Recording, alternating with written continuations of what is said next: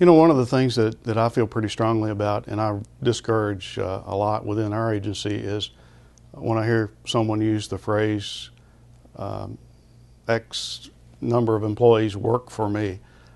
That just strikes a chord with me, because I really do believe in the team concept, and I look at one of my roles as working very hard for every person who's employed by our agency. If I don't work hard for each person that's here, then they're not going to be able to produce, and they're not going to be able to be as effective as they can be in their role with the agency. So that's I guess a sore point with me when I hear people say, I have 15 people that work for me.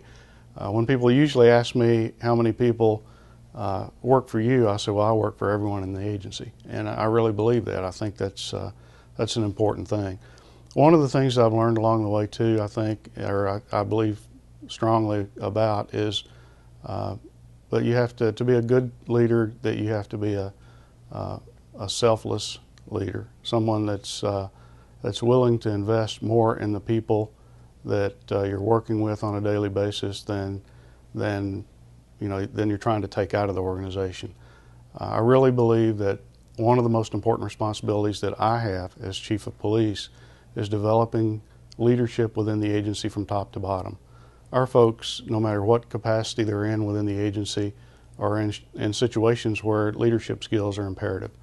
And so that's one of the things we do. It's one of our core values of the agency, is developing leadership.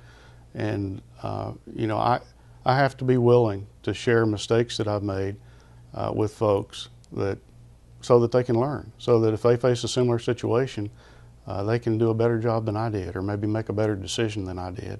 And that's one of the kinds of things that I'm trying to encourage within our culture of the organization. We've recently started doing case studies, and it's part of the promotional process for appointed positions, senior ranking positions within the agency. Part of the packet that people are required to complete requires a case study of an event that you've been involved with, or something that you've led that's worked out, that's had a positive outcome, and then something that's had an outcome that maybe if you could do it over, you'd do differently.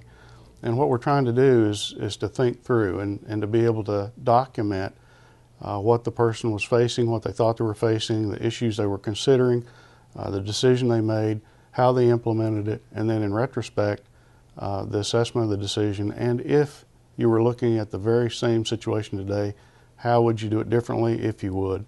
Or do you feel like that it was effective? I think by doing that, we're going to create a body of institutional knowledge that will help the next folks to maybe avoid some of the things that we've had to learn, or situations that we've had to face for the first time that people before us faced, and we didn't know how they chose to deal with it. So I think that's an important thing. I think that says something about our agency and the culture that we're in. We're willing to admit mistakes and do all that we can to prepare the next group. And I don't think we have a responsibility that's any greater than that.